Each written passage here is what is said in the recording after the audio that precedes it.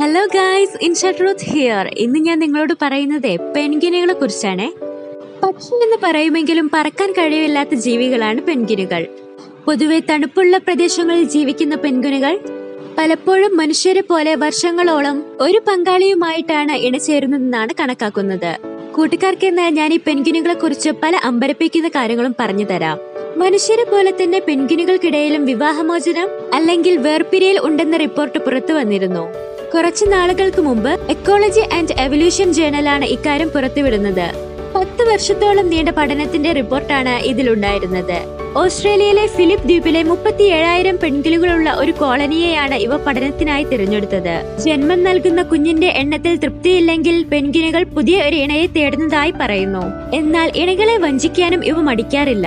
ഒരു ബന്ധത്തിൽ നിൽക്കുമ്പോൾ തന്നെ മറ്റൊരു ഇണയുമായി ചെറിയ കാലയളവിൽ ബന്ധം തുടരാനും ഇവ ശ്രമിക്കാറുണ്ടെന്ന് ഗവേഷകർ കണ്ടെത്തിയിരിക്കുന്നു.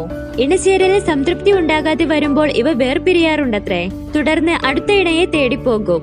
ഇണയെ അന്വേഷിക്കുന്നതിനും പ്രണയിക്കുന്നതിനും കുറച്ചധികം സമയം ഇവയ്ക്ക് വേണ്ടി വരുന്നു. ഇതുവഴി പ്രത്യുൽപാദനം വൈകുകയോ പൂർണ്ണമായി തടസ്സപ്പെടുകയോ ചെയ്യുന്നുവെന്ന് പഠനങ്ങൾ തെളിയിക്കുന്നു.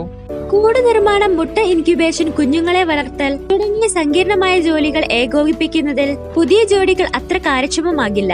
കോളനികളായിട്ടാണ് ഇവ സാധാരണ ജീവിക്കുന്നത്. 100ഓളം പെൻഗ്വിനുകൾ അടങ്ങുന്നതാണ് ഒരു കോളനി. എല്ലാരും ഒന്നിച്ചിരിക്കുന്നത് വഴി കൊടിയ തണുപ്പിൽ നിന്നും ഇവയ്ക്ക് ചെറിയൊരു ആശ്വാസം ലഭിക്കുന്നു.